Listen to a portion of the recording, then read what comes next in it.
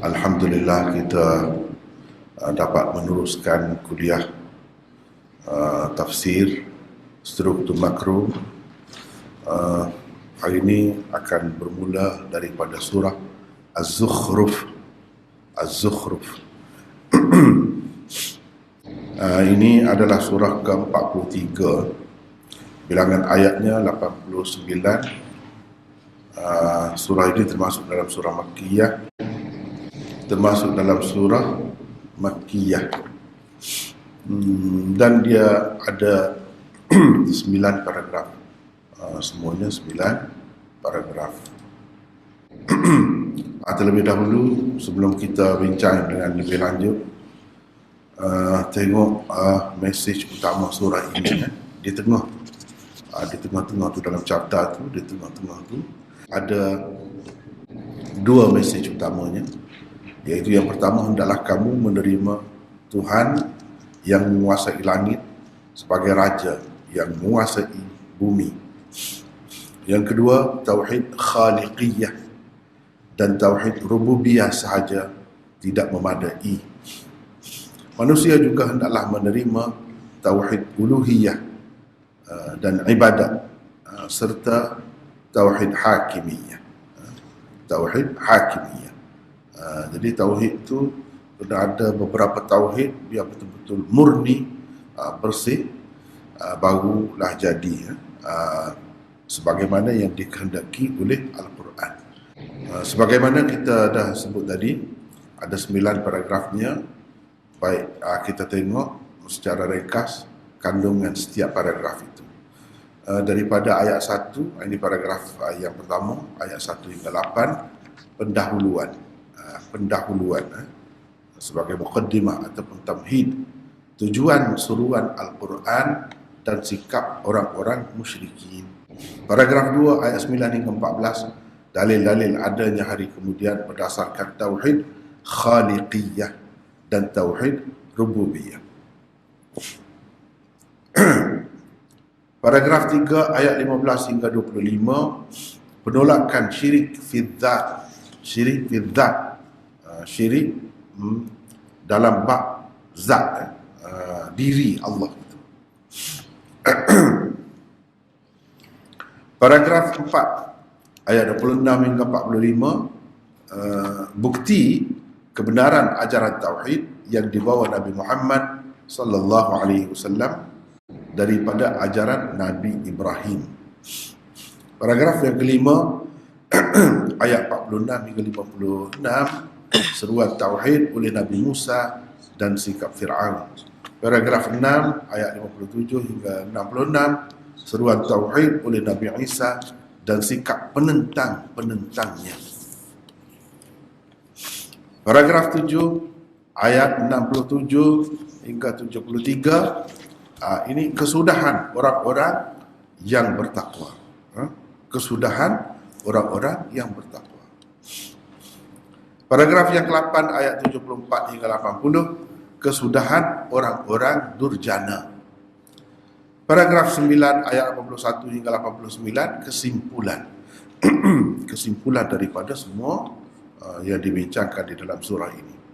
Dan penolakan syirik dan bukti tauhid uluhiyah. Tauhid uluhiyah.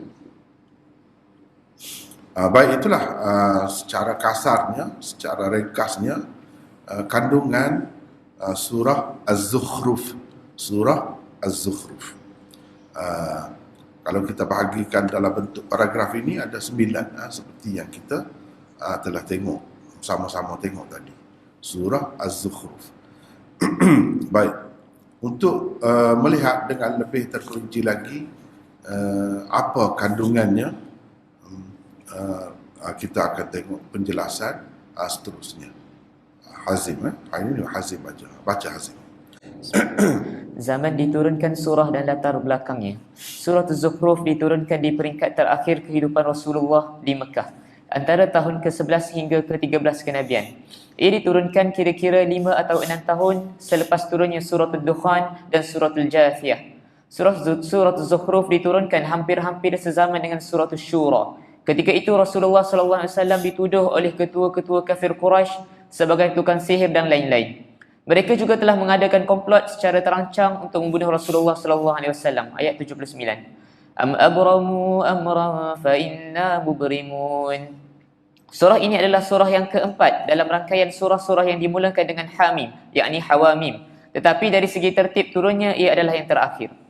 Cuba tengok Maknanya kalau kita tengok dari sudut turun terakhir, tapi dari segi tertib dalam Quran ada ni, dia sebelum daripada surah Dukhan, surah Jathiyah. Tapi dari segi tertib dia turun kemudian. Itu sebab kita perlu ada ni kan. Cuba tengok sini, tertib surah.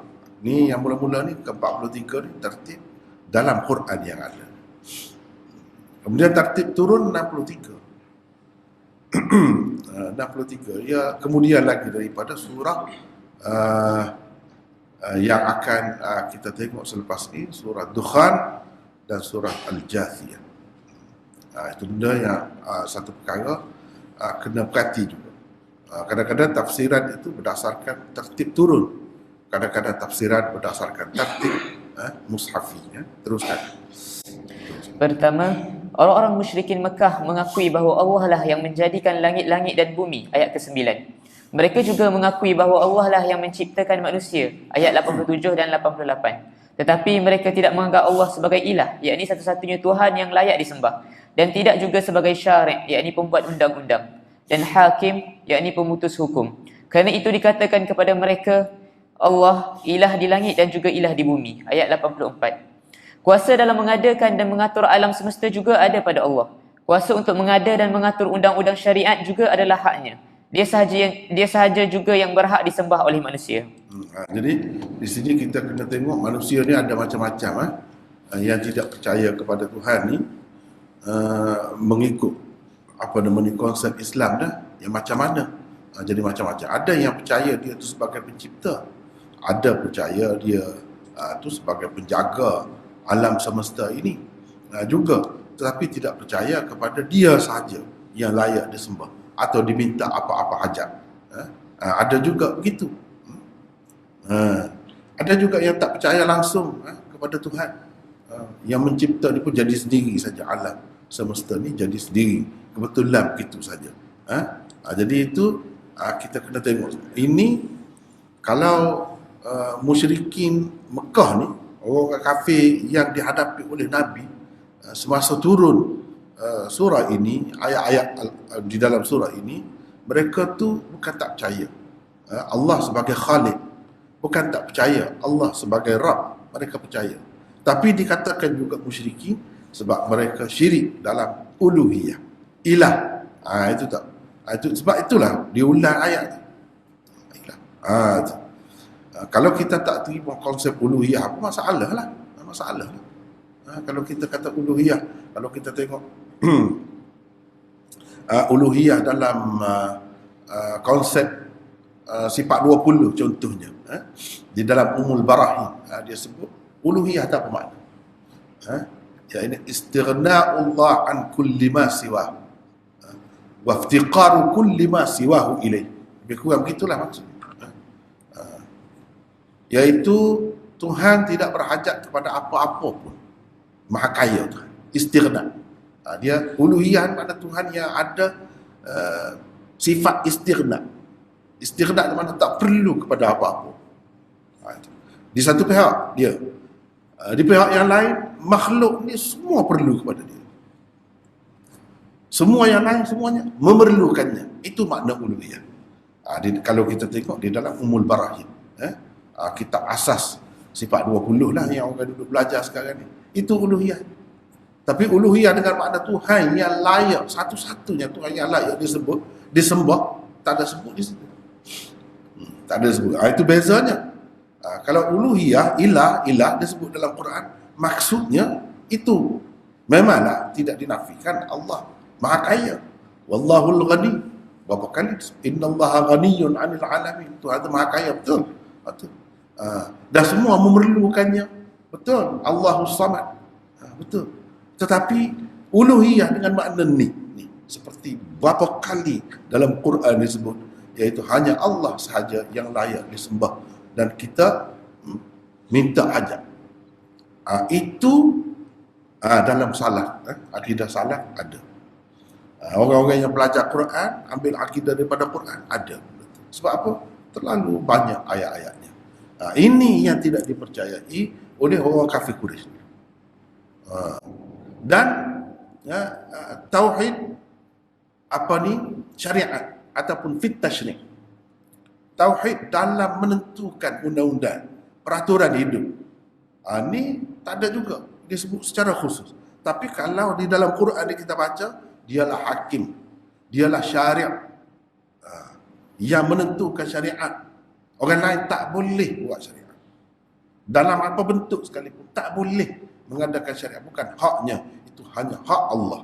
Kita hanya tahu melalui Rasulnya. Mana-mana yang sudah jelas tidak boleh dipertikaikan, tidak boleh diubah, tidak boleh dipindah, tidak boleh ditokok tambah. Itu hakikatnya tauhid fit tasyri' atau tauhid hakimiyah. Apa makna kita kata alaihissallahu bi ahkamil hakimin? Hakim, dia tu hakim. Apa makna? Inilah yang setengah-setengah cara belajar tauhid itu dia ada kekurangan, kelemahan di situ. Menyebabkan orang melaksanakan hukum orang kafir ke apa, dia tak kisah mana. Dia merasa tidak menggugah akidah. Dia dah betul dah semayang dah. Dah percaya dah Tuhan yang menjadikan anak sebetul, Tuhan yang jaga kita, bagi rezeki kepada kita. Cukup. Dia tidak merasa tergugah akidah dia. Sebab itu, mudah-mudah kalau nak pergi kubur minta dengan orang mati pun, tak jadi masalah, tidak menggugah akidah. Sebab uluhiyah tu, konsep uluhiyah tu tak berapa jelas. Tapi kalau kita belajar Quran betul-betul tengok, semua kita terasa bila berlaku tidak ada undang-undang Islam, tidak didaulatkan, kita berasa kita bersalah, kita belum bersih lagi tauhid. Begitu. Bila ada orang yang nak pergi minta dengan orang lain, tawassul lah kononnya, dengan orang yang sudah mati dah, dengan tuk wali itu, tuk wali ini, kita terasa. Orang-orang yang tak faham benda ni, dia tidak terasa. Sebab itu dia mudah nak terjebak. Sebab itu dia mudah, dia tak sedar dia tu sedang diheret, dielak ke arah sebenarnya syirik secara tidak sedar. Ini penyakit. Penyakit ni ada juga di kalangan umat Islam. Sebab itu dia tak kisah kalau nak tambah misalnya nak tambah apa-apalah dalam bab agama. Tak kisah. Sebab dia merasa boleh. Dan dia anggap itu macam orang, macam kita sebut kemarin. Nak selawat derah-derah, celah-celah tu pun tak jadi masalah. Sebab dia kata itu bukan syariat. Lepas tu dia berasa macam agama tu tak kena kalau tak buat begitu tu. Setengah-setengah sana habis buah Quran. Sembahyang tarawih. Ni al-haq takatsur, ulang-ulang qul huwallahu ahad sampai akhir. Mana lebih baik? Lebih baik sana. Sebab sana selawat juga. Sallallahu alaihi wasallam. Dia tidak merasa apa. Sebab apa? Itu bukan syariat. Itu benda ada dah. Cuma kita letak di situ. Dia tidak faham. Inilah tauhid fi syar'i, tasyri', dia tak faham situ. Sebab itu kalau kita kembali kepada Quran, kita akan tahu semua apa yang tidak diajar oleh Nabi. Kalau tidak, macam saya sebut kemarin, macam mana Hafiz Ibn Hajar Al-Haythami kata itu bid'ah yang perlu dicegah. Siapa dia tu? Kenapa dia kata begitu? Dia tak faham kau. Benda tu boleh. Sebab dia faham ni lah, dia faham. Itu pun syariat juga. Bukan masalah hukum dalam mahkamah saja syariat. Itu pun syariat juga. Kita tak boleh ngada-ngada mana-mana. Nabi tak buat perayaan ini, kita buat perayaan itu. Kita tidak merasa kita telah buat syariat. Ini bahaya. Maknanya lari daripada ajaran Quran yang sebenar. Tapi tak terasa. Tidak berasa tercabar, tidak berasa tergugat, tidak berasa. Sebab apa? Sebab kita tidak faham tauhid ni. Itu benarnya. Sebab itu kata bahaya. Dia mudah terdedah kepada bid'ah, macam-macam bid'ah. Sebab dia kata tak apa bid'ah hasanah. Kalau bid'ah hasanah, kenapa ya Hafiz Ibn Hajar kata perlu ditegar? Dia halal. Patutnya digalakkanlah. Dah hasanah. Dan makruhah. Makruhah ni tak ada siapa pun. Makruhah ke mungkarah. Tak ada siapa pun yang kata hasanah lagi. Kenapa dia kata tu bid'ah? Kenapa dia? Bid'ah macam tu. Sebab dia faham lah. Tauhid tasyrik ni. Tauhid syariat ni. Allah sahaja syari', Allah sahaja hakim. Kalau dia kata kena sembahyang wajib, wajib. Kena kerat tangan orang curi, kena kerat tangan. Tak boleh riba, tak boleh riba. Tak ada bincang dah tu. Surah yang kita baca kemarin, surah Syura tu tak ada bincang benda tu. Tak boleh bincang benda tu. Sebab apa?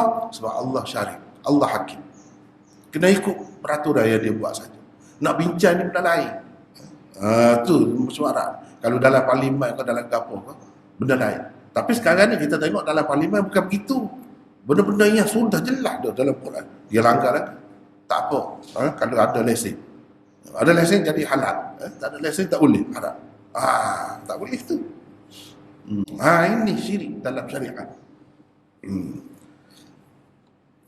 Kita tak berasa. Baik. Yang kedua teruskan. Kedua, masalah kedua orang-orang musyrikin Mekah ialah mereka juga terlibat dalam syirik fi dzat. Mereka percaya para malaikat adalah anak-anak perempuan Allah dan Allah mempunyai juzuk-juzuknya di kalangan hamba-hambanya. Akidah ini dibantah dan dinafikan. Ia dibantah melalui ayat ke-15 hingga ke-25. Juga bahagian terakhir surah, ayat 81 dan 82. Ketiga, Fir'aun juga pernah menganggap dirinya sebagai ilah dan Rabb di bumi, sedangkan dia sendiri termasuk dalam orang-orang yang percaya kepada banyak Tuhan. Suratul A'raf ayat 127. Jangan keliru setengah orang dia ingat Fir'aun ni dia anggap dia Tuhan. Orang lain tak ada Tuhan. Kalau orang kata Tuhan, dia akan sembelih orang tu. Dia bunuh. Dia pun musyrik. Sebab itu kita kena faham. Ana rabbukumul a'la. Akulah ilah kamu. Malakum min ilahin ghairi. Tak ada ilah bagi kamu selain daripada aku. Maksudnya yang menentukan peraturan dan undang-undang dalam kehidupan. Itu maksudnya. Ilah dengan makna itu. Sebab tak faham makna ilah pula. Jadi keliru ni. Jadi dia anggap Fir'aun tu dia tak percaya kepada Tuhan. Dia seorang saja. Tak betul tu. Tak betul. Dia pun syirik juga. Cuma dalam bab ni dia kata tak boleh orang mengatasi dia. Dia yang menentukan peraturan dan undang-undang untuk kehidupan rakyat dia tu. Itu yang salahnya. Itu yang salah. Jadi sesiapa pun kalau buat macam tu, semua Fir'aun lah. Semua Fir'aun. Baca lagi, terus. Keempat, di dalam surah ini juga disebutkan sunnatullah dalam membinasakan bangsa-bangsa, iaitu Allah menghukum manusia yang tidak bersyukur dan orang-orang musyrik. Ayat ke-8, 25, 41 dan 55.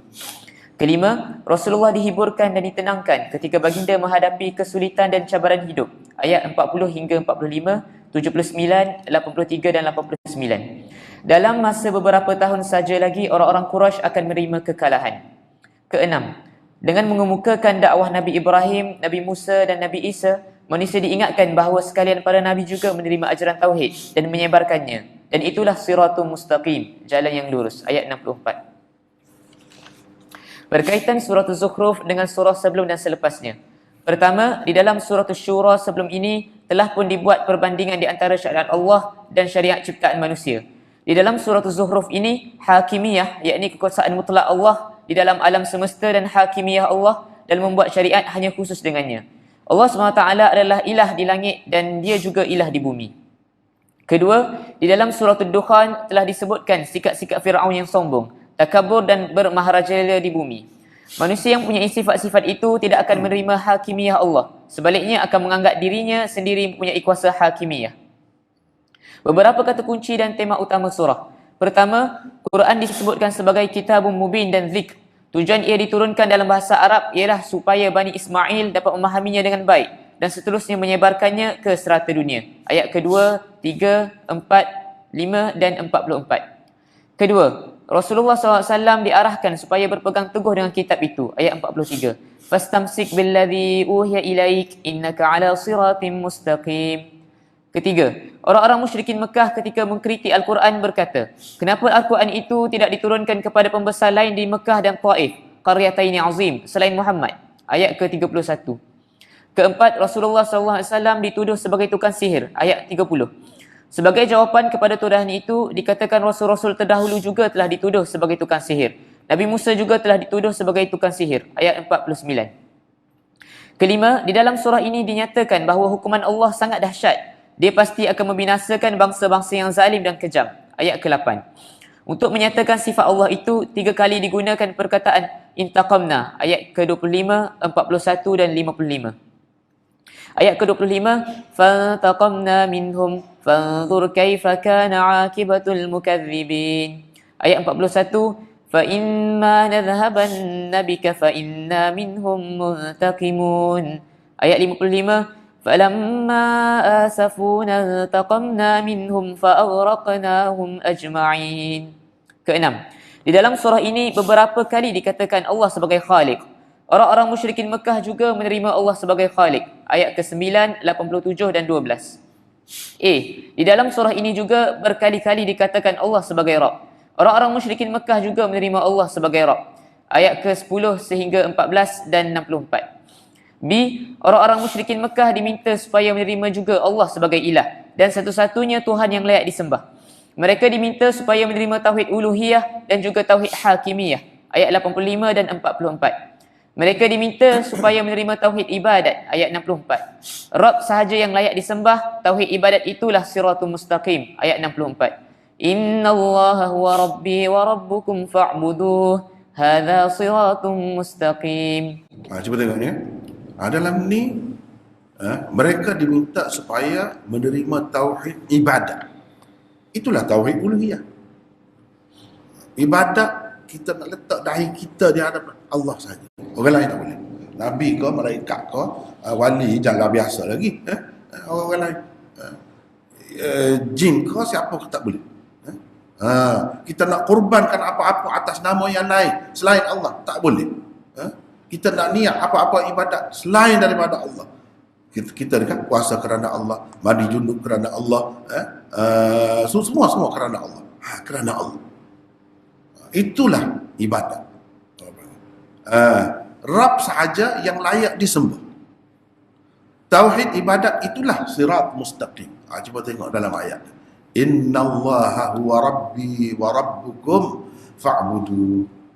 Sesungguhnya Allah itulah Tuhanku dan Tuhan kamu. Rabb aku dan Tuhan kamu. Rabb kamu. Kamu terima. Allah itu Rabb. Jadi kalau dah terima, fa'budu. Itu tauhid uluhiyah, tauhid ibadat. Itulah dia katakan tauhid ibadat tu apa yang jadi masalahnya. Dengan tauhid rububiyah, tauhid uluhiyah. Inilah bendanya. Inilah yang dikatakan sirat mustaqim yang kita selalu minta dalam surah Fatihah setiap kali sembahyang. Ihdinas siratal mustaqim, ihdinas siratal mustaqim. Itulah rububiyah, Rabb tu. Uluhiyah, fa'budu. Semua itulah tauhid ibadat. Tauhid ibadat. Kerana tidak jelas masalah tauhid ibadat ini, pergi macam-macam, pergi buat benda-benda syirik. Dia tidak terasa. Padahalnya dia kata kita bukan minta orang dalam kubur, sebab kita pergi jumpa doktor lah. Itu cara perbandingan. Itu sebab tak faham. Jadi gitu. Padahal semua Nabi ajar begini. Nabi Isa pun begini. Kenapa kamu duduk sembah aku? Orang apa Nabi Isa kata, Tuhanku, Tuhan kamu sama. Rabb itulah yang menjadikan aku. Rabb itulah yang menjadikan kamu. Fa'budu. Nabi Isa pun suruh sembah Allah. Macam mana? Di situlah kita tahu penyelewengan orang-orang Kristian. Dia pergi sembah Nabi Isa. Padahal Nabi Isa tak pernah ajar begitu. Nabi Isa pun ajar fa'budu. Sembah Allah. Sembah dia saja. Teruskan. Ketujuh, 3 orang Nabi yang utama juga pejuang ajaran Tauhid. Nabi Ibrahim juga pejuang Tauhid dan baginda tidak suka kepada syirik. Ayat 26. Nabi Isa juga menyeru kepada Tauhid Uluhiyah. Ayat 57 dan 58. Rasulun Mubin, iaitu Nabi Muhammad SAW juga menyeru kepada Tauhid yang murni. Ayat 29. Ke-8. Di dalam surah ini juga terdapat penafian dan penolakan terhadap syirik fi dzat. Setengah golongan musyrikin yang tidak bersyukur menjadikan hamba-hamba Allah tertentu sebagai juzuk dan sebahagian daripada Allah. Ayat ke-15. وَجَعَلُوا لَهُ مِنْ عِبَادِهِ جُزْءًا إِنَّ الْإِنسَانَ لَكَفُورٌ مُبِينٌ. Sebahagian daripada mereka mengatakan mereka berhak mendapat anak lelaki, sedangkan Allah pula hanya mempunyai anak-anak perempuan dan mereka menganggap malaikat itu sebagai anak-anak perempuan Allah. Itulah orang panggil syirik fi zat. Syirik fi zat. kata Nabi Isa dia anak Tuhan. Jadi sebahagian lah, juz'u. Wa ja'alu lahu min ibadihi juz'a. Tuhan tu ada juz'u. Ni anak, ada uknum dia panggil. Uknum bapa, uknum anak, uknum Ruhul Qudus. Itu juz'u. Sedangkan zat Allah tu satu sungguh. Ni satu dalam tiga, tiga dalam satu. Macam mana? Kalau yang lain-lain itulah kita beribu-ribu Tuhan. Tak syirik macam mana? Jadi Allah ini pada zatnya pun tauhid. Ini tauhid zat. Tak boleh syirik fi zat. Orang-orang kafir ni ramainya syirik fi zat. Baca lagi. Kesembilan, orang-orang musyrikin Mekah memperolok-olokkan seruan Rasulullah sallallahu alaihi wasallam. Yastahzi'un, ayat ke-7. Kanu bihi yastahzi'un. Yadhakun, ayat 47. Falamma ja'ahum biayatina idahum minha yadhakun. Mereka juga merancang untuk membunuh Rasulullah, ayat 79. Am abramu amran fa inna mubrimun. Ke-10, di dalam surah ini Rasulullah sallallahu alaihi wasallam diberikan beberapa panduan dan baginda juga diberi bermacam-macam tasliyah, yakni penenang jiwa. Antaranya ialah walaupun orang-orang musyrikin membuat perancangan jahat terhadap seruan Islam, namun Islam tetap akan tersebar dengan meluas di dunia. Ayat 40 sehingga 45, 79, 83 dan 89. Habis itu, kita pergi pula seterusnya. Nota seterusnya iaitu surah Ad-Dukhan. Ya, tadi kita dah sebut dah surah Ad-Dukhan ini turun dulu lagi dari segi tertib nuzulnya. Begitu juga surah Al-Jathiyah turun dulu lagi daripada surah Az-Zukhruf tadi. Tetapi dari segi tertibnya Zukhruf dulu.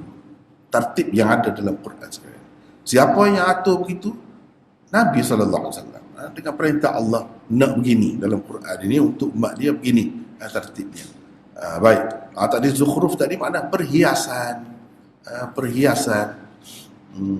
Ataupun emas, perak, perhiasan, barang-barang emas, itu Zukhruf. Tak apa. Teruskan kita pergi kepada surah Ad-Dukhan pula. Ad-Dukhan maknanya asap. Dua kali disebut dalam Quran Dukhan ini. Satunya mula-mula kejadian alam, berasap. Lepas tu Allah SWT perintahkan dari langit bumi, dan seterusnya. Dan satu lagi bila kiamat, berasap pula. Itu dua. Tak apalah. Tertib surah ke-44. Bilangan ayat 59, ini termasuk dalam surah Makkiyah. Bilangan paragrafnya 7. Baik, terlebih dahulu kita tengok mesej utamanya.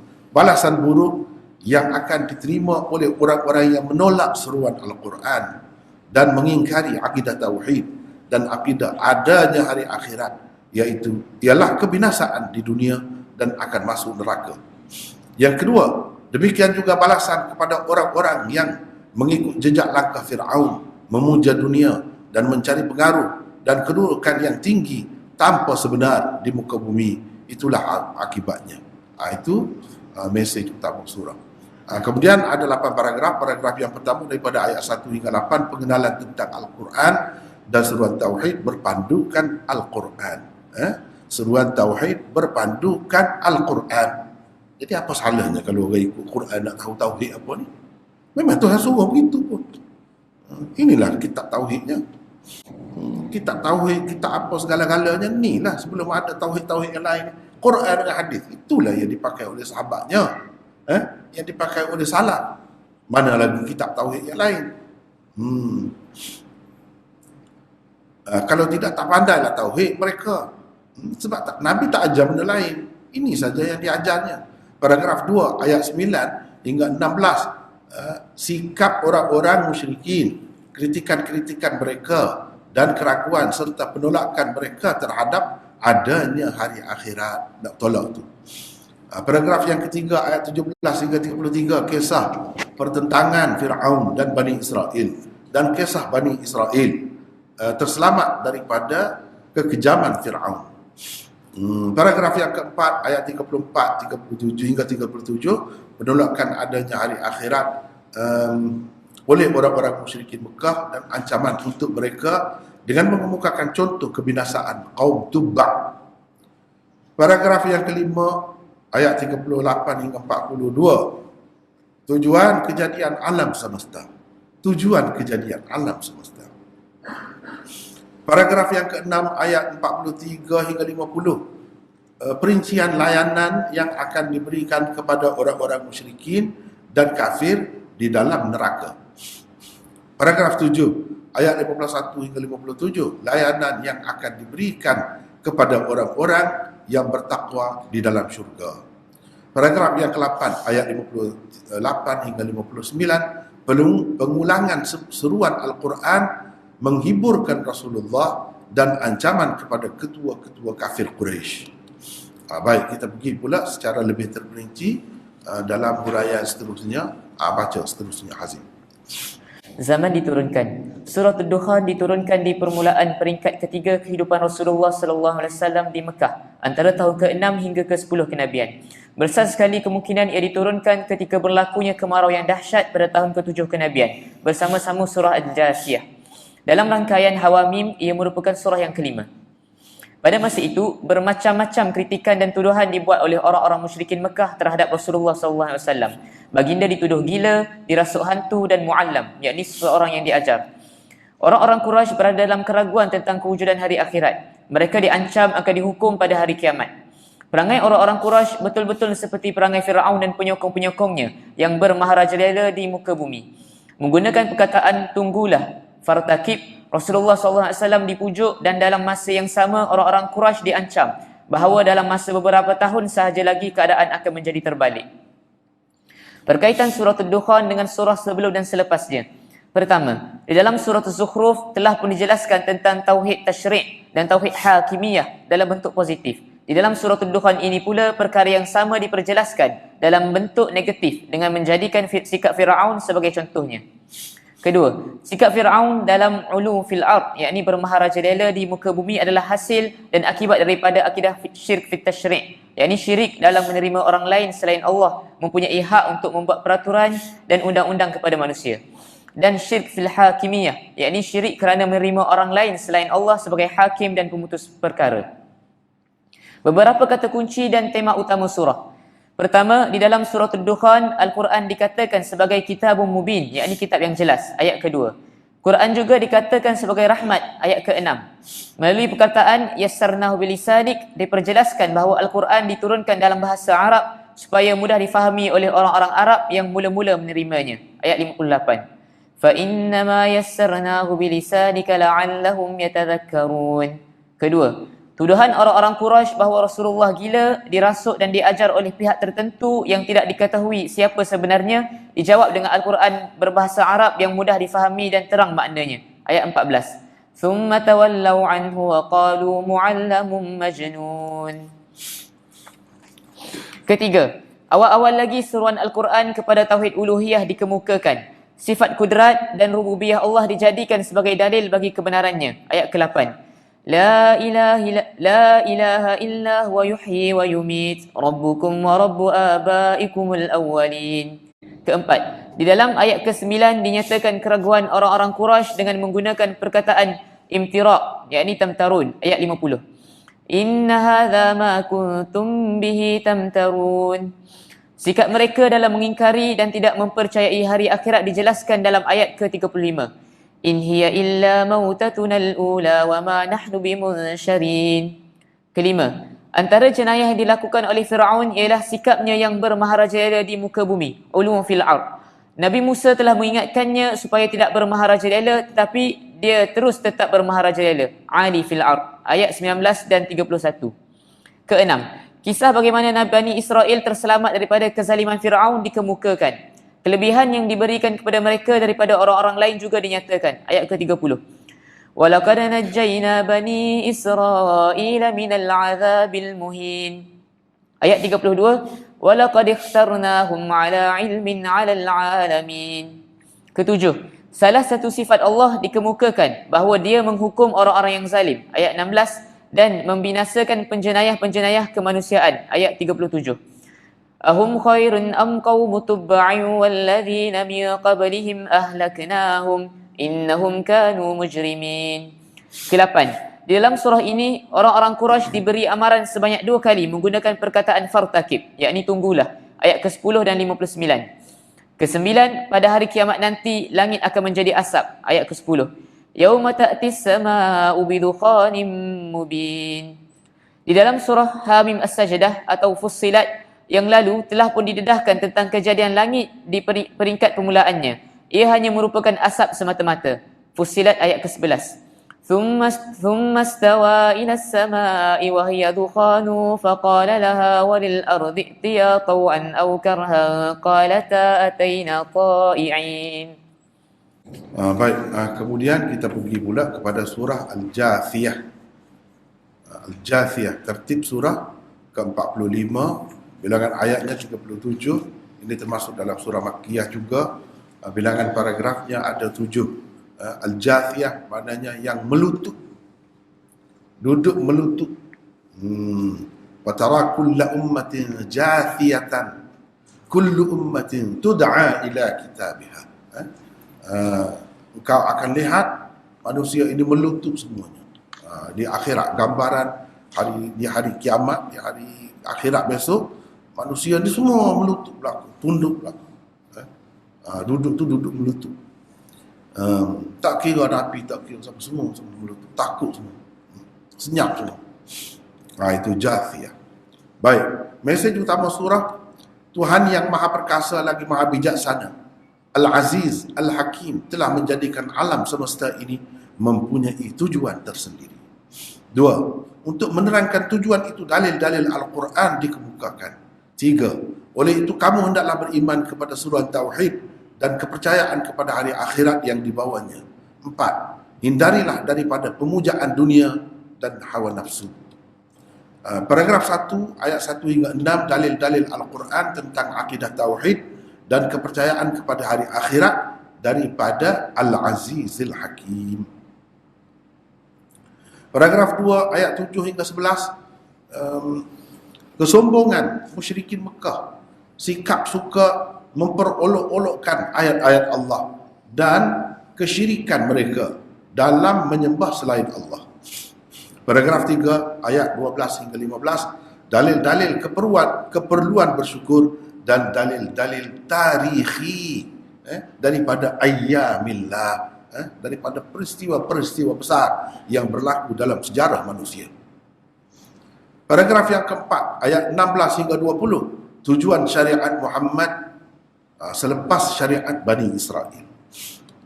Paragraf 5 ayat 21 hingga 25, perbahasan dengan golongan etis yang hanya menurut hawa nafsu. Paragraf 6 ayat 26 hingga 35, keadaan hari kiamat, akibat buruk orang-orang durjana, sombong dan memperolok-olokkan agama. Paragraf yang ketujuh ayat 36 hingga 37, puji-pujian kepada Tuhan semesta alam yang maha perkasa lagi maha bijaksana, Al-Azizil Hakim. Itulah secara ringkas gambaran surah Ad-Dukhan. Baik, untuk lebih terperinci kita baca seterusnya. Baca Hazim. Zaman diturunkan surah dan latar belakangnya. Suratul Jasiyah merupakan surah ke-6 dalam rangkaian surah-surah Hawamim. Suratul Jasiyah diturunkan di peringkat ketiga kehidupan Rasulullah SAW di Madinah, antara tahun ke-6 hingga ke-10 kenabian. Ia diturunkan bersama-sama suratul Dukhan. Besar sekali kemungkinan ia diturunkan di zaman berlakunya kemarau yang dahsyat di Mekah pada tahun ke-7 kenabian. Ketika itulah Al-Quran yang menyampaikan akidah tauhid dan kepercayaan kepada hari akhirat banyak menggunakan dalil-dalil akli, naqli, tarikhi, afaki dan anfusi. Dalil itu beberapa kali disebutkan sebagai ayah atau ayat di dalam surah ini. Orang-orang musyrikin pula menerimanya dengan ejekan dan olokan. Mereka terlibat dengan kesyirikan dalam kekuasaan mutlak Allah. Selain tidak percaya kepada hari akhirat, mereka juga tenggelam dalam pemujaan dunia, mempertuhankan hawa nafsu dan begitu teruk menghidap penyakit sombong dan cintakan dunia. Orang-orang musyrikin Quraisy difahamkan bahawa jika mereka memahami maksud kejadian alam semesta ini berpandukan dalil-dalil Al-Quran, nescaya mereka akan berjaya dan selamat. Kesinambungan suratul Jasiyah dengan surah sebelum dan selepasnya. Pertama, di dalam suratul Dukhan, manusia dicegah daripada bermaharajalela di bumi seperti Fir'aun. Di dalam suratul Jasiyah ini pula, Disebutkan sebab-sebab manusia boleh menjadi seperti Fir'aun yang bermaharajalela di bumi. Perangai-perangai dan sikap-sikap seperti Fir'aun yang keji itu berpunca daripada menurut hawa nafsu, bersikap sombong dan memperolok-olokkan kebenaran yang datang dari Allah. Ayat ke-23. أفرأيت من اتخذ إلهه هواه وأضله الله على علم وختم على سمعه وقلبه وجعل على بصره غشاوة فمن يهديه من بعد الله أفلا تذكرون. Beberapa kata kunci dan tema utama surah. Pertama, di dalam surah ini 2 kali disebutkan Al-Azizul Hakim sebagai sifat Allah, di permulaan surah dan di akhirnya. Melaluinya dikatakan bahawa dengan sifat itulah Allah menguasai langit dan bumi. Ayat kedua dan 37. Kedua, tujuan diturunkan Al-Quran. Al-Quran diturunkan secara beransur-ansur daripada Allah yang maha perkasa lagi maha bijaksana. Ayat kedua, Tanzilul kitab minallahil azizil hakim. Sekejap. Cuba tengok sini. Ni benda yang menarik perhatian. Banyak kali dah saya sebut dan kita pun bertemu banyak kali dah. Ni cuba tengok. Di permulaan surah ada Al-Azizil Hakim, ditonjolkan sifat, 2 sifat. Kalau sebelum ni kita bertemu di dalam surah Syu'ara kan banyak kali Al-Azizir Rahim, Al-Aziz Ar-Rahim. Ni bukan, ni Al-Azizil Hakim, 2 kali diulang sifat. Ni di permulaan surah. Baik, kita tengok di hujung surah. Ni cuba tengok sini. Ayatnya ada 37. Ayat 37. Wa huwal azizul hakim. Cuba tengok. Ini penting kita kena perhati surah-surah Al-Quran dia nak memahami struktur makronya. Apa sebenarnya yang dikehendaki di dalam surah ini. Jadi yang menonjolnya sifat ini, sifat Allah ini. Dengan 2 sifat inilah jadi seimbang. Jadi seimbang. Kalau tidak ada 2 sifat ini, kita manusia pun tak boleh. Tak boleh buat apa. Al-Aziz kuat, ada kuasa, baru boleh buat sesuatu, boleh bertindak, boleh buat sesuatu. Kalau penjenayah lari pun boleh tangkap dia, ikut mana-mana. Sebab apa? Ada izzah. Aziz, sifat itu. Boleh tangkap. Kalau kita dalam dunia ni, polisnya dengan askarnya boleh cross, cari, sehingga bertemu. Tak boleh lari daripada kuasa dia. Kuatlah kalau ada kuasa macam tu. Jadi Allah SWT dia tidak guna polis lah, tidak guna askar. Dia ada macam-macam tentera dia. Junudullah. Termasuk malaikat-malaikat. Dia ada kekuatan. Dia boleh buat macam tu. Jadi kalau dia nak menurunkan Al-Quran dengan tidak diganggu, tidak dapat digugat oleh mana-mana makhluk pun, dia boleh turun malaikat. Begitu ramai kawal Al-Quran itu, sebagaimana nanti kita akan bertemu di dalam surah Al-Waqi'ah misalnya. Malaikat tu jaga. Iblis, syaitan jauh, tak boleh mari dekat. Macam mana kita nak kata Quran ini tidak terpelihara?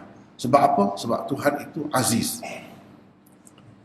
Tapi kalau ada aziz saja, sifat izzah saja, kuat saja, tak ada hakim, tak boleh juga.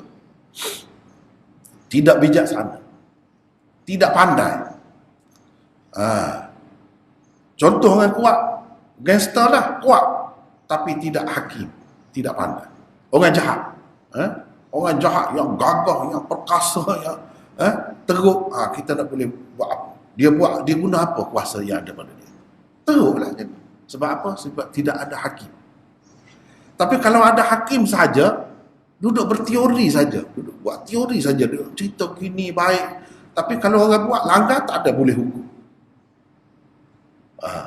Hakim saja, bagi nasihat, bagi pandangan, idea banyak, tapi tak ada kuasa. Boleh buat apa? Tak boleh buat apa juga. Tanzilul kitab, turunnya kitab ini daripada Allah. Allah yang apa sifatnya? Al-Azizil Hakim. Tuhan yang macam tu, bijaksana. Kenapa dia tidak turun sekaligus? Kenapa ada ayat-ayat Madaniyah, ada ayat-ayat Makkiyah? Sebab dia hakim. Kenapa Taurat turun sekaligus? Dia hakim. Quran diturun peringkat-peringkat. Tanzil itu menunjukkan berperingkat-peringkat. Dan dia buat turun tu, dia tu maha perkasa. Tak ada siapa boleh halang, boleh sentuh sedikit pun. La yamassuhu illal mutahharun.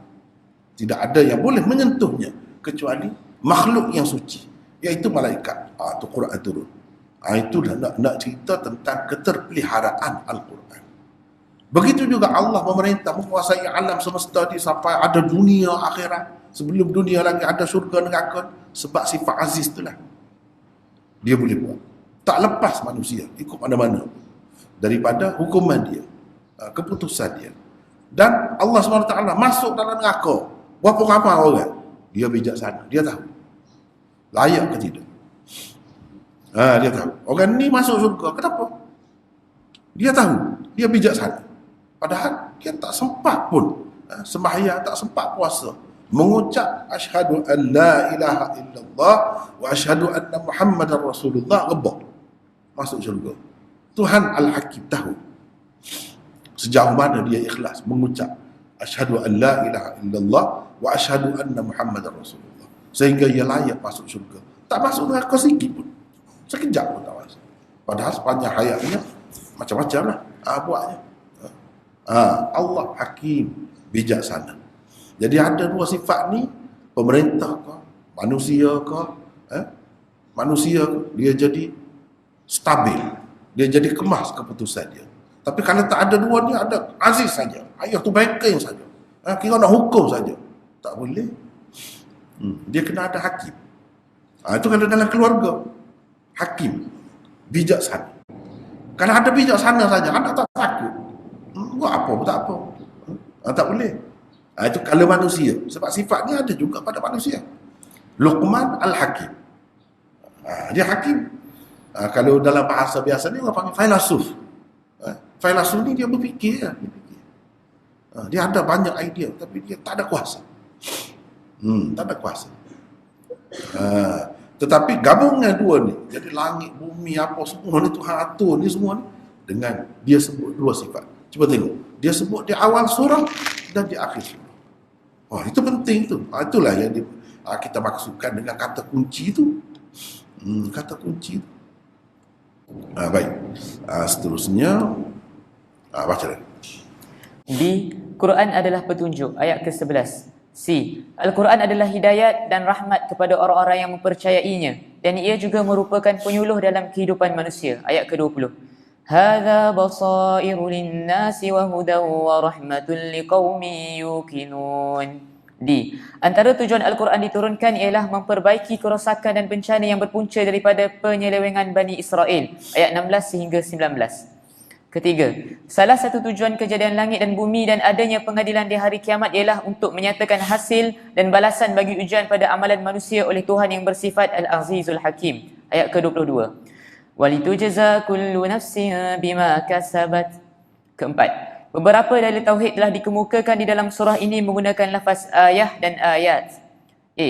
Dalil-dalil tauhid kudrat ialah kejadian langit dan bumi. Ayat ketiga. Inna fis samawati wal ardi la ayatin lil mu'minin. B. Dalil-dalil tauhid kudrat juga terdapat pada kejadian manusia itu sendiri. Ayat keempat. Wa fi khalqikum wa ma yabuthu min dabbatin ayatul liqaumin yuqinun. C. Dalil-dalil adanya tauhid kudrat dan hari akhirat juga terdapat pada ayat ke-5, 6 dan 32. Ayat ke-5. واختلاف الليل والنهار وما أنزل الله من السماء من رزق فأحيا به الأرض بعد موتها وتصريف الرياح آيات لقوم يعقلون. Ayat ke-6. تلك آيات الله نتلوها عليك بالحق فبأي حديث بعد الله وآياته يؤمنون. D. Dalil-dalil tauhid rububiyah terdapat pada ayat ke-12 dan 13. Ayat ke-12. Allahu allazi sakhkhara lakumul bahra litajriyal fulku fihi bi amrihi wa litabtaghu min fadlihi wa la'allakum tashkurun. Ayat ke-13. Wa sakhkhara lakum ma fis samawati wa ma fil ardi jami'an min inna fi dhalika laayatin liqaumin yatafakkarun. Untuk orang-orang yang tidak percaya pada hari akhirat, dalil-dalil tarikhi, ayat-ayatullah dikemukakan. Ayat ke-14. Ayyamullah dikemukakan. Ayat 14. قل للذين آمنوا يغفروا للذين لا يرجون أيام الله ليجزي قوما بما كانوا يكسبون. Jadi ayyamullah dalil-dalil tarikhi seperti 10 Muharram mau besar tu, kepada sejarah Bani Israel, sejarah dia apabila tertulis itu, di mana musuh dia tenggelam dalam laut Qulzum dan mereka selamat, semuanya selamat, tak ada seorang pun yang tidak selamat. Itu 10 Muharram. Sehingga mereka bila kerana bersyukur atas nikmat Allah itu, mereka puasa pada 10 Muharram. Nabi kata kita lebih berhak lagi bergembira dengan kejayaan Musa.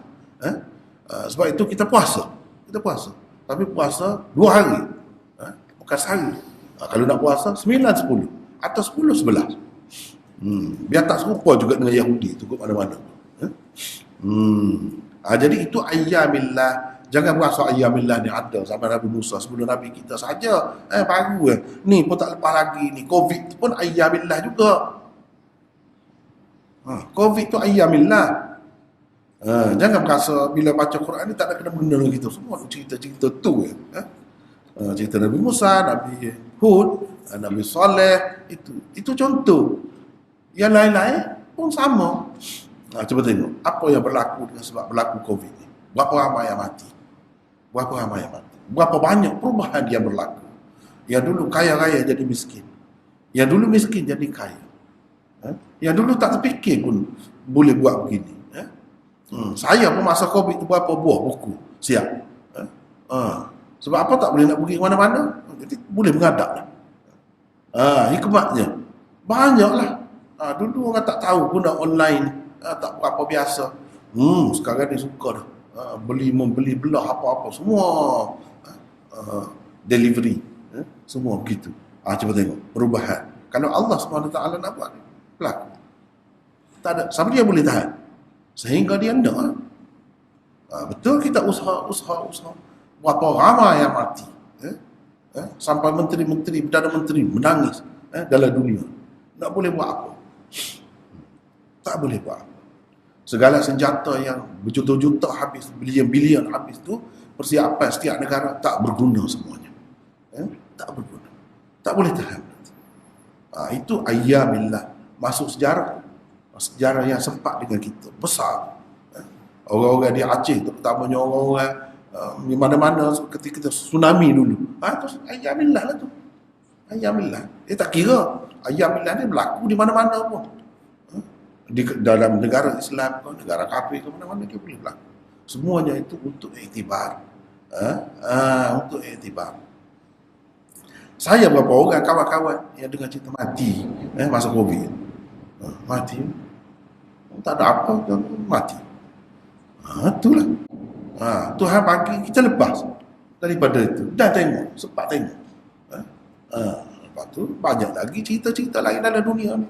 Allah sajalah yang tahu orang ni macam mana, nak temu apa, dia berhenti setakat mana hidup dia, atau boleh pergi lagi. Allah saja yang tahu. Siapa boleh buat apa? Senyap semua. Tak boleh buat apa. Itu ayyamillah. Jadi ayyamillah ni benda yang patut kena belajar. Kita kaji, selidik apa yang tak kena. Apa yang tak kena. Lepas tu Allah SWT nak bagi kepandaian kepada manusia. Itulah hakim, bijaksana. Kalau tidak, orang tak belajarlah ilmu-ilmu tentang virus, tentang apa ni, vaksin. Tak ada kemajuan lah. Ni langsung maju. Kaya pula setengah-setengah negara tu dengan sebab itu. Kalau tidak, tak dapat duit. Tak terfikir tu semua. Nak dapat duit kerana vaksin. Allah SWT maha bijaksana. Cara mana dia nak buat, nak naik satu golongan, nak jatuh satu golongan, gitulah cara. Kalau cara biasa tak boleh. Cara biasa tak boleh.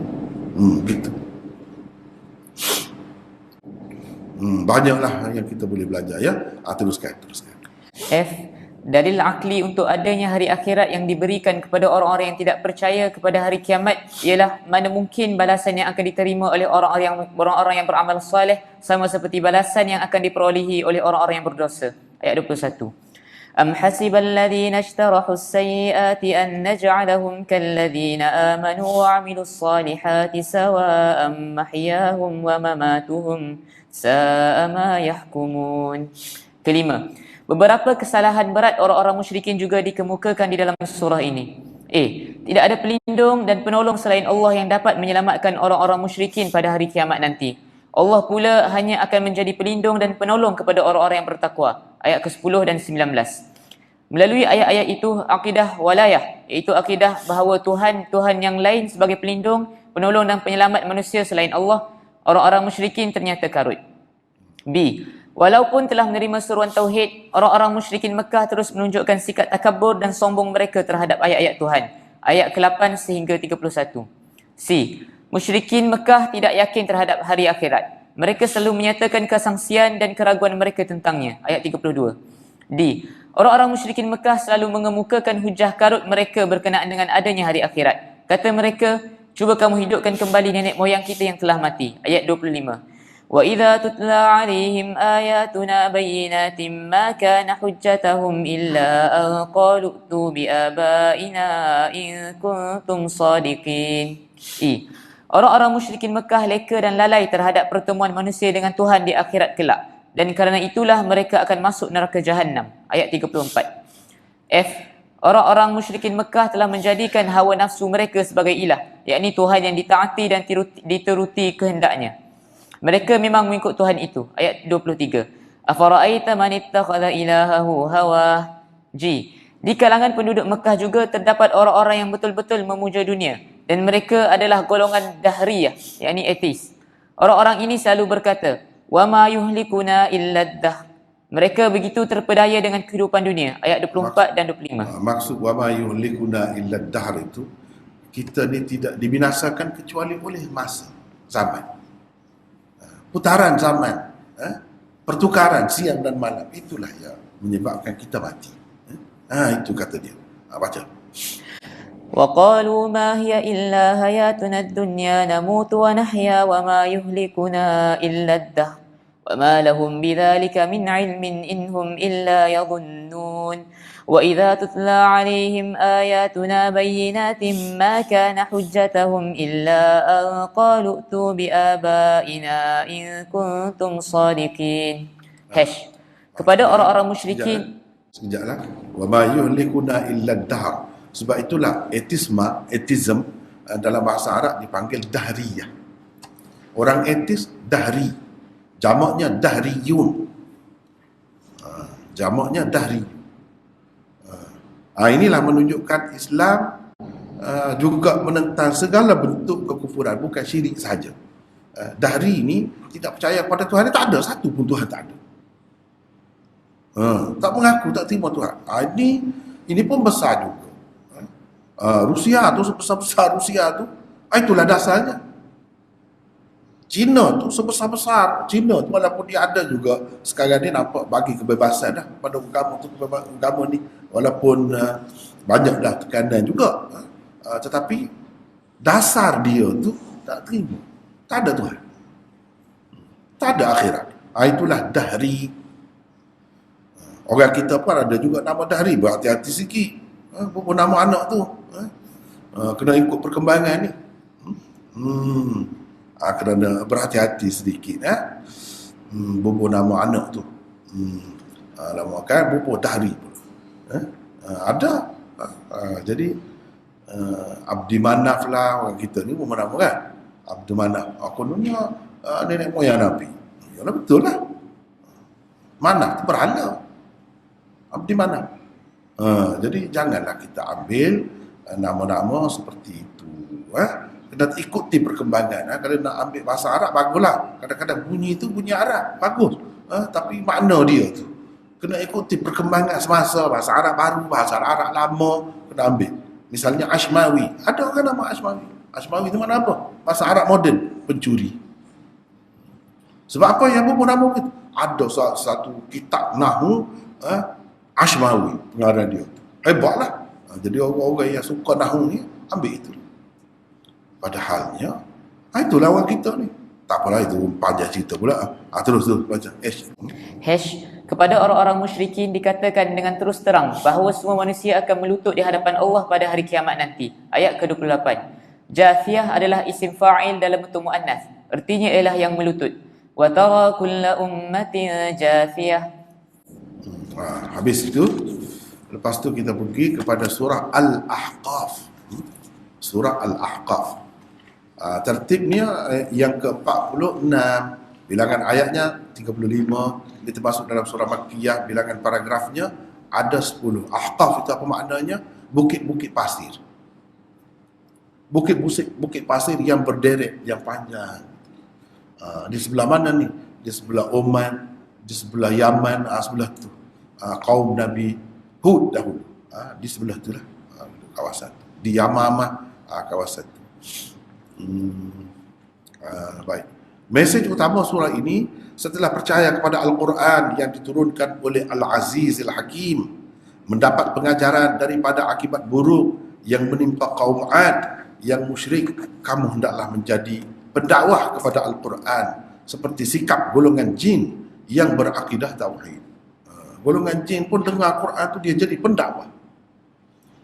Dia jadi pendakwah. Padahal dia bukan makhluk utama pun. Makhluk utamanya yang betul-betul nak melaksanakan Al-Quran dalam makna yang sebenarnya manusia. Jin itu makhluk ikutan sahaja.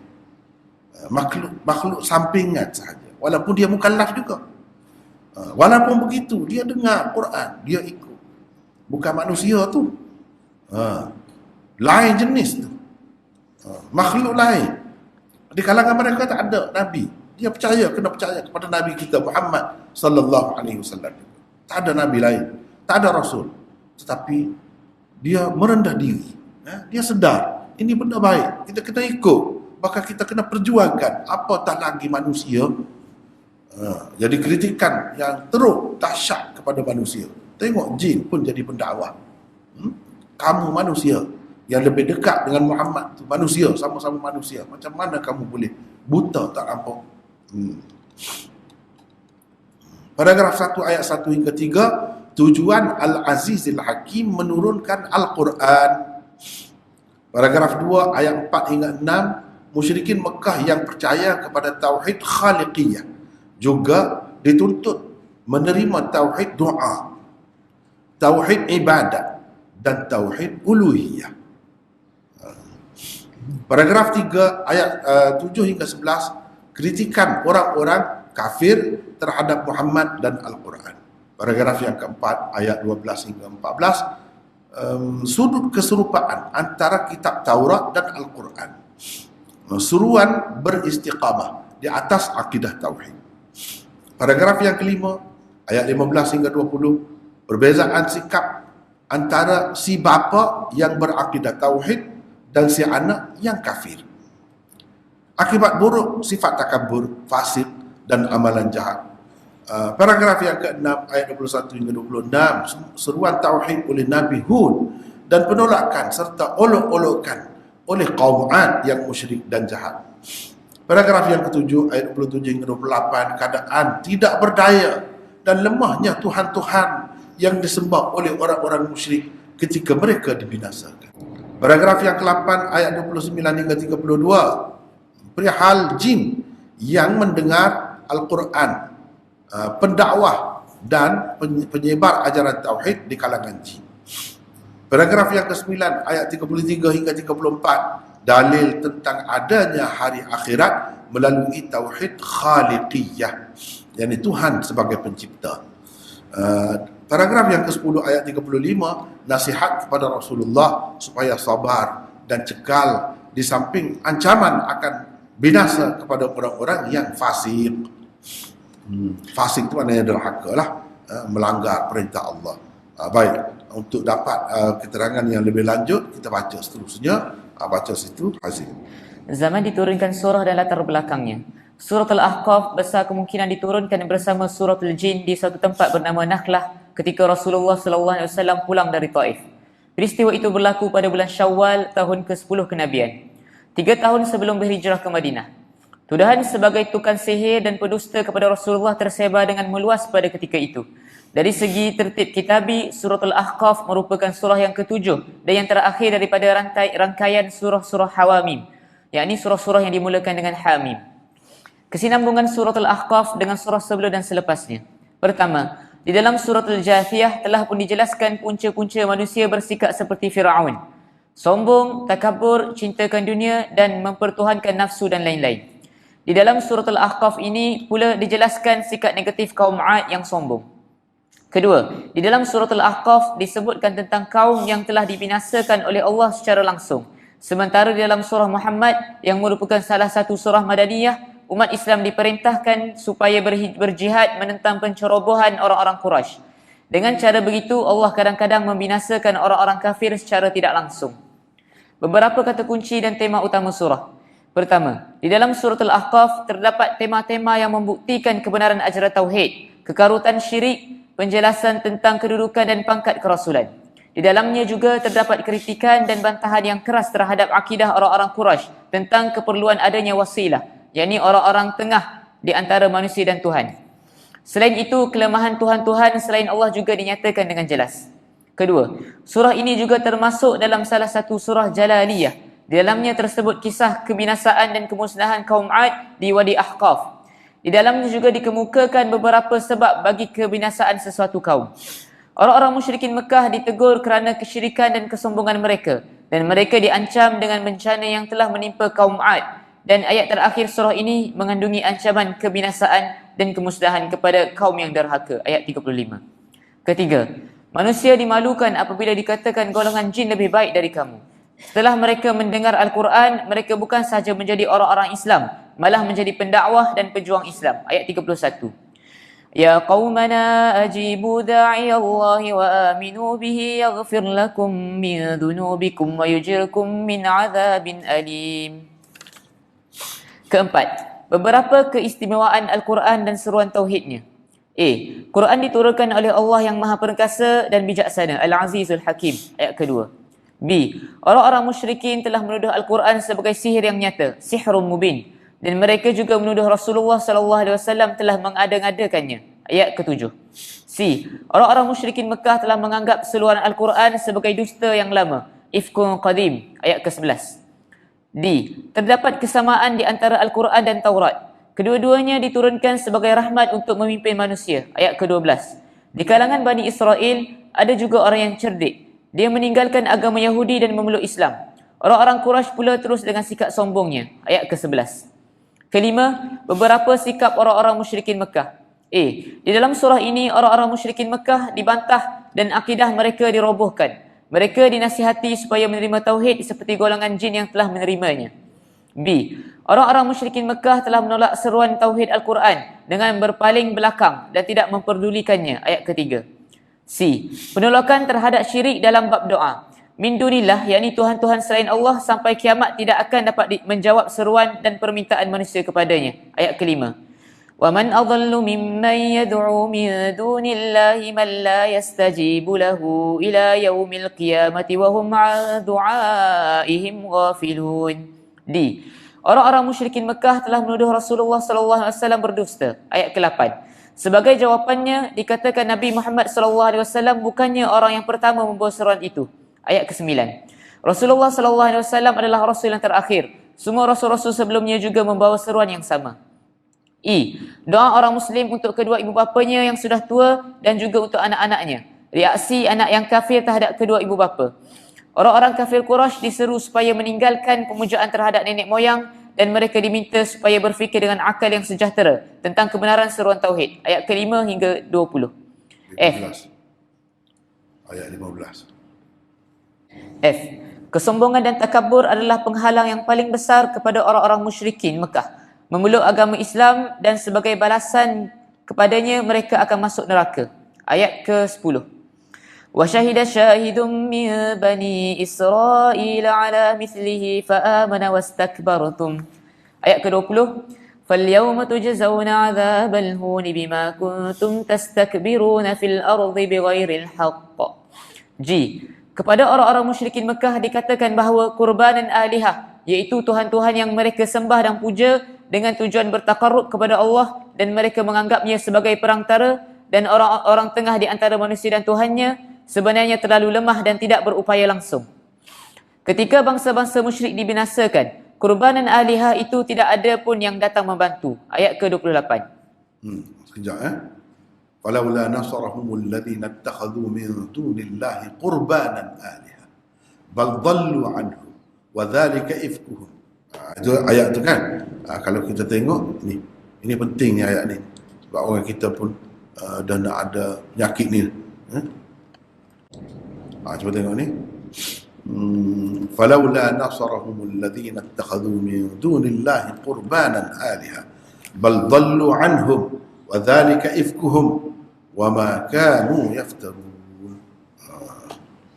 Kenapa tidak Tuhan-Tuhan yang diambil oleh mereka selain daripada Allah itu sebagai menghampirkan, sebagai Tuhan-Tuhan yang menghampirkan kepada Allah. Kenapa tak tolong ketika mereka ditimpa bencana? Bahkan mereka hilang, tak ada, tak tahu ke mana. Itulah kekarutan mereka. Itulah dusta yang mereka buat, dusta besar yang mereka buat dan mereka ada-adakan. Jadi ada orang tengah ni, tawassul pula ni. Orang kita, orang Islam sekarang ni pun hunggak, dia berlari pergi ke kubur, nak minta dengan orang dalam kubur tu. Ini kurbanan alihah dalam Quran sebut. Menjadikan orang-orang tertentu, makhluk-makhluk tertentu sebagai penghampir, sebagai perantara. Tuhan-Tuhan sebagai perantara. Mereka kata kita tidak buat Tuhan dia, tapi nak bawa ke situ lah tu. Akhirnya minta dengan orang dalam kubur tu sendiri. Kalau minta dengan Tuhan dengan perantaraan tu pun salah dah. Itulah yang kita kata. Imam Abu Hanifah ada di Baghdad, Syekh Qadir Jalani pun ada di Baghdad juga. Hancur Baghdad tu kena bom ke Amerika. Boleh buat apa? Tanyalah, fikirlah. Yang duduk puja sangat tutup wali tu, suka sangat pergi kubur tu, boleh buat apa? Tu bukti. Tak ubah seperti berhala, tak boleh buat apa. Mati senyap dalam kubur tu, tak pandang. Kita duduk lagi minta dengan dia, minta dia sebagai perantara, biar dia bawa kepada Tuhan. Sama dengan orang kafir. Sama dengan orang kafir. Tak boleh bawa terus ke? Minta terus dengan Allah SWT. Ini pun satu penyakit. Ada bunga-bunga yang membawa ke arah itu. Walaupun tidaklah jadi betul-betul lagi, tapi orang yang jaga akidah tauhid, takut kepada syirik, dia tak mahu benda-benda macam tu. Dia tak mahu benda-benda macam tu. Baca lagi. Keenam, di dalam surah Al-Ahqaf juga dinyatakan sebab-sebab utama bagi kebinasaan bangsa-bangsa. Kerana kefasikan mereka. Dengan menderhakai Allah dan melakukan perbuatan-perbuatan keji yang dilarang Allah, bangsa-bangsa dibinasakan. Ayat 35. B. Orang-orang yang memuja Tuhan-Tuhan ciptaan mereka sendiri untuk mendekatkan diri kepada Tuhan, diingatkan bahawa kurbanan alihah mereka itu begitu lemah dan tidak berdaya sehingga ketika pemuja-pemujanya dibinasakan, mereka langsung tidak dapat menyelamatkannya. Ayat ke-28. Di dalam ayat yang lain disebut dha'fat talibu wal matlub. Yang meminta pun lemah, yang diminta pun lemah dalam kubur tu. Dia boleh buat apa? Kita semayang, orang mati semayang buat apa? Tak fikir. Islam ni, orang kafir tu satu hal. Biarlah dia orang Islam. Kita semayang buat apa? Kita pula minta biar dia istighfar, minta doa pada Allah, minta ampun untuk kita. Tidakkah kita minta doa mula-mula sekali dia mati tu minta? Bukan duduk dalam kubur, di atas lagi. Kita minta Allah supaya ampunkan dia. Dia memerlukan kita, bukan kita memerlukan dia. Sudah jadi terbalik, sungsat cara berfikir oleh Islam. Ini semua kerana pengaruh lah, pengaruh luar. Begitulah cara dia nak jadi sesat tu. Lama-lama dia buat patung, dia buat gambar tu wali tu, dia sembah tu. Gantung, ambil berkat. Dan itu biasa berlaku dah. Kalau di kalangan Syiah biasa, di dalam masjid dia ada gambar imam-imam. Ada gambar imam-imam tu. Ini semua ni kurbanan alihah. Tak ada diterima dalam Islam. Tak ada terima. Ini semua karut. Ini semua menggugat pencemaran akidah. Baik, seterusnya. C. Kaum Ad adalah satu bangsa yang derhaka. Mereka tidak mempercayai ayat-ayat Allah. Kerana itu mereka dibinasakan dengan angin yang kencang. Ayat ke-24. Seterusnya kita pergi kepada surah Muhammad. Surah ini dipanggil juga surah qital, perang. Surah perang. Tertib surah ke-47, bilangan ayatnya 38 sahaja. Surah ni Madaniyah. Di celah-celah surah Makkiyah tadi ada Madaniyah. Bilangan paragrafnya ada 6. Mesej utama surah ini untuk mendapat kejayaan dunia akhirat, berjihad dengan harta benda, infak dan jiwa raga di jalan Allah adalah suatu kemestian. Untuk mendapat kejayaan dunia akhirat, berjihad dengan harta benda, orang panggil infak dalam istilah, dan jiwa raga di jalan Allah adalah suatu kemestian, mesti. Dia boleh berlaku benda macam ini. Paragraf 1 ayat 1 hingga 3, keterangan tentang akidah orang-orang kafir dan orang-orang mukmin serta sikap dan kedudukan sebenar mereka. Paragraf 2 ayat 4 hingga 9, hukum perang dan falsafah jihad. Paragraf 3 ayat 10 hingga 15, maula orang-orang mujahidin ialah Allah. Paragraf 4 ayat 16 hingga 22, helah orang-orang munafikin untuk tidak melibatkan diri dalam jihad. Paragraf 5 ayat 23 hingga 35, panduan untuk pejuang-pejuang yang beriman. Paragraf yang ke-6 ayat 36 hingga 38, gesaan berinfak untuk memperolehi kejayaan dalam jihad. Jadi ini surah Muhammad, Nabi kita lah. Nama Nabi kita ni pun salah satu surah juga adanya. Inilah surah, kita tengok di sini Muhammad. Di surah Muhammad. Di dalam surah Muhammad ni dia bandingkan antara orang baik dengan orang jahat, antara yang beriman dengan orang kafir, daripada awal sampai akhir. Dan di situ ada pertentangan, perlawanan, pertembungan, fikrah, ideologi di antara dua golongan ini, sehingga sampai satu peringkat dia boleh menyebabkan perang, sampai ke peringkat perang, bunuh-membunuh sampai ke peringkat itu. Jadi kita orang-orang Islam kena bersedia. Kena bersedia. Bukan sekadar dakwah saja, duduk berbahas, bertengkar, berdialog, apa saja, tidak. Bahkan sampai ke peringkat perang pun boleh jadi. Dan dalam surah ini disebutkan apa logiknya ada peperangan ini. Sebab setengah-setengah manusia tak mahu perang kan. Apa logiknya? Apa falsafah perang? Kita ada falsafah. Dan ada kewajaran perang itu. Allah SWT tidak nak perang. Allah SWT tidak suka perang. Kita orang Islam pun tidak suka perang. Sebab itu namanya Islam. Selamat, damai, aman, iman, aman. Nak aman. Sebab itulah bukti Allah tidak nak perang. Kullama awqadu naran atfa'aha Allah. Setiap kali mereka mencetuskan api, kullama awqadu naran lil harbi atfa'aha Allah. Setiap kali mereka mencetuskan, menyalakan api untuk peperangan, Allah padamkan. Dah padam, nyalakan juga. Dah nak sangat. Itu sikap orang Islam. Bukan cari perang. Bukan cari. Orang tu keadaan terpaksa. Tak ada arah orang kata. Tak ada pilihan lain. Baru perang. Seperti doktor. Ni kena buang ni.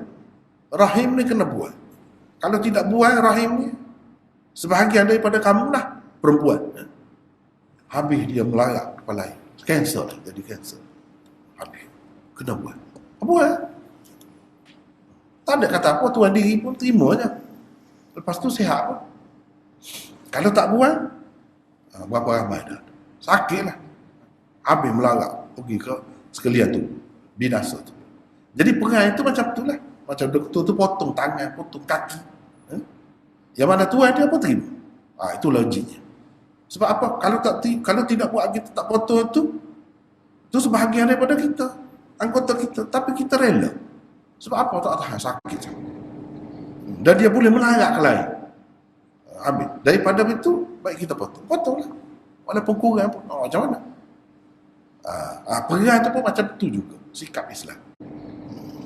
Bukan benda yang dicari. Kullama awqadu naran lil harbi atfa'aha Allah. Allah tidak nak perang. Tapi dia suruh perang. Udhina lil ladzina yuqataluna bi annahum zulimu. Dibenarkan kepada orang-orang yang diperangi oleh Islam. Duduk dalam negeri sendiri pun kacau. Pergi lagi orang pun tak puas hati lagi. Bukan setakat nak hancurkan sama-sama kita duduk negeri orang dah lari dah tu. Nak pergi hancurkan negeri orang pun. Begitu jahatnya. Barulah Tuhan izinkan. Setelah selama mana? Sabar. Buat macam mana pun sabar. Itu ceritanya. Jadi Muhammad ini dia ada dua sisi. Satu sisi lembut dia. Tolak ansurnya. Luar biasa. Kadang-kadang nampak mengalah dia. Nampak lemah dia. Tapi sudut yang lain. Dia boleh pancung orang. Kalau kena. Ini dalam ayat ni lah. Fadarbar riqab. Fa'idha laqitumul ladhina kafaru fadarbar riqab. Bila bertemu dengan orang kafir tu, bertemu tu, jangan main-main. Jangan kerak kaki. Jangan kerak jari. Kerak tekuk. Tu ajaran Nabi. Hatta idza athkhaltumuhum, sehingga bila mereka tu lemah betul dah. Banyak dah tumpah darah berlaku. Itu makna athkhaltumuhum. Lemah dah, fashuddul wathaq. Ikat tu ikat kemah-kemah. Jangan ikat main-main. Ikat yang kemah. Bila jadi tawanan.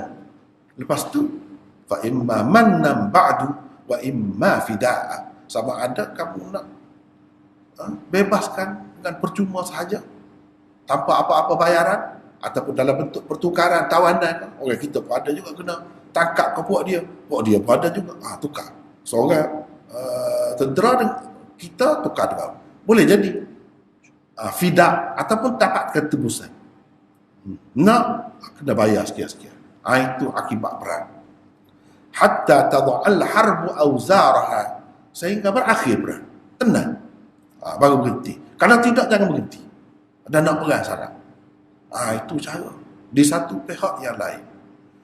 Makna kalau kita nak pukul, kalau kita kata ular lah, pukul biar mati. Jangan pukul ekor dia. Dia balak balik kita. Ni biar tentu mati. Hancur tekuk leher dia. Fadarbar riqab.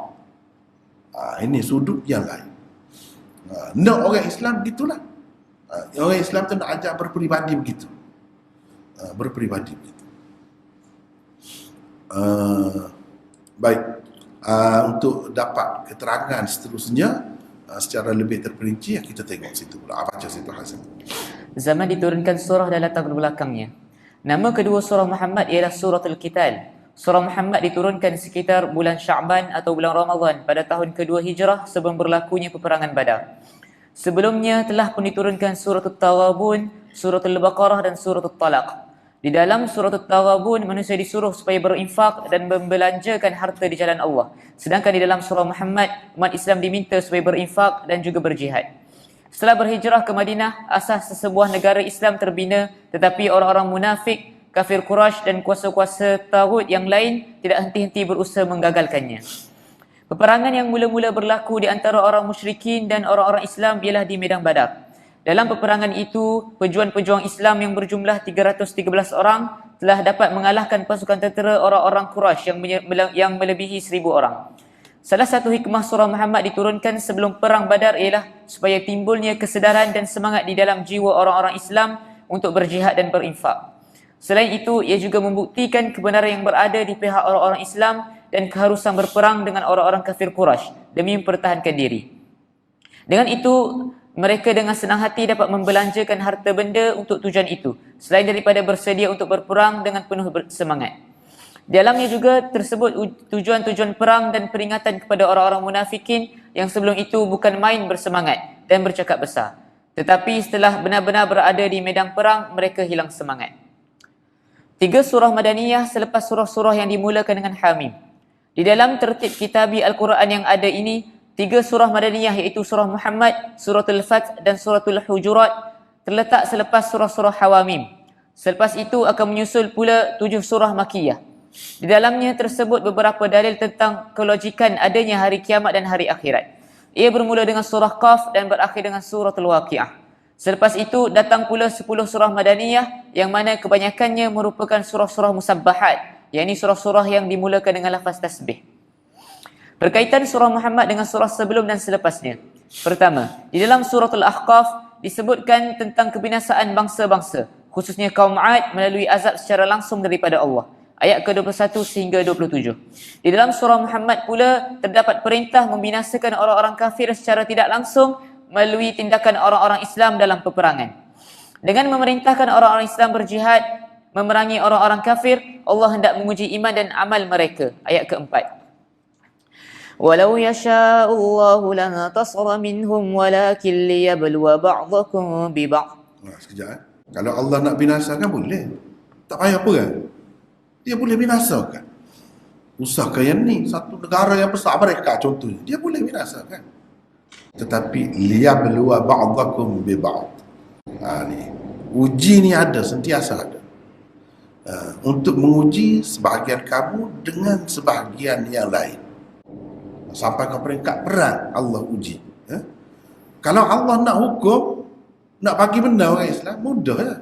Lantasara minhum, boleh. Tapi Allah tidak buat begitu. Untuk apa? Untuk uji. Terus. Yang kedua, di dalam surah ini terdapat perintah supaya berjihad. Di dalam surah Al-Fath akan datang pula diberikan berita gembira akan mendapat harta ghanimah yang banyak kepada orang-orang Islam. Dan ia dicapai hasil daripada kesediaan orang-orang Islam berinfak dan berjihad. Beberapa kata kunci dan tema utama surah. Pertama, di dalam surah ini terdapat perbandingan di antara dua pasukan yang bersedia untuk berperang, iaitu orang-orang yang beriman, alladzina amanu, dan orang-orang kafir, alladzina kafaru.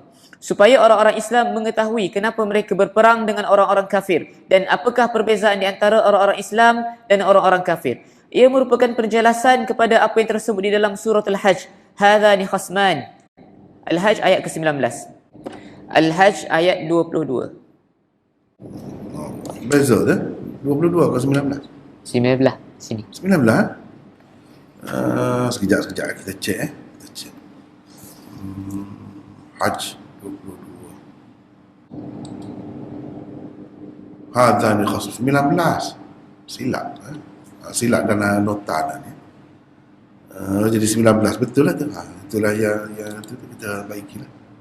Surah Al-Hajj 19 jadi surah Al-Hajj 19 ni. Hadzani khasmani ikhtasamu fi rabbihim. Jadi ayat di dalam surah Muhammad ini menjelaskan apa yang tersebut di dalam surah Hajj ayat 19 itu. Teruskan. Cerita tentang orang-orang yang beriman, alladzina amanu, tersebut di dalam 4 ayat. Ayat kedua, ketiga, ke-12 dan 33. B. Cerita berkenaan dengan orang-orang kafir, alladzina kafaru pula, tersebut di dalam di dalam 7 ayat. Ayat pertama, ketiga, 8, ke-10, ke-12, ke-32 dan ke-34. Kedua, kepada orang-orang Islam diberitahu bahawa Maula, yakni penolong, pelindung, pembantu dan penjaga mereka adalah Allah. Ayat ke-11. Dzalika bi anna Allah maula alladzina amanu wa annal kafirina la maula lahum. Oleh itu, mereka tidak perlu takut dan gentar dalam menghadapi musuh. Meskipun bilangan mereka sedikit, tetapi akhirnya mereka akan mendapat kemenangan. Ketiga, di dalamnya disebutkan tentang sunnatullah dalam membinasakan bangsa-bangsa dan umat manusia di dunia. Allah berkuasa membinasakan bangsa-bangsa. Ayat ke-10. Setelah membinasakan sesuatu kaum, Allah akan membawa pula kaum yang lain ke medan ujian. Semua ini berlaku berdasarkan sunnatullah dalam menukar dan menggantikan suatu bangsa dengan bangsa yang lain. Ayat ke-38. Keempat, halangan paling besar di jalan jihad ialah sifat bakhil dan kedekut. Bangsa-bangsa yang bakhil dan kedekut tidak dapat bertahan lama di medan perang. Ayat ke-37 dan 38. Di dalam ayat yang terakhir, orang-orang yang bakhil dan kedekut diberi ancaman bahawa jika mereka tidak dengan sukarela bermurah hati membelanjakan harta benda untuk berjihad, nescaya Allah menggantikan mereka dengan bangsa yang lain. Ayat ke-38. Wa in tatawallaw yastabdil qauman ghayrakum thumma la yakunu amsalakum. Kelima, takwa adalah syarat utama untuk mencapai kejayaan di dalam jihad. Perkataan takwa dan pecahannya tersebut 3 kali di dalam 3 ayat yang berlainan. Bertakwa ketika berjihad dapat menyelamatkan orang-orang Islam daripada sekian banyak keburukan. Muttaqun ayat ke-15. Mathalul jannati allati wu'idal muttaqun. Taqwa ayat ke-17. Walladzina ihtadaw zadahum hudan wa atahum taqwahum. Tattaqu ayat ke-36. Innamal hayatud dunya la'ibun wa lah wa in tu'minu wa tattaqu yu'tikum ujurakum wa la yas'alkum amwalakum. Keenam, tentang golongan munafikin yang tidak senang. Karihu dengan Al-Quran pula disebutkan dalam 3 ayat.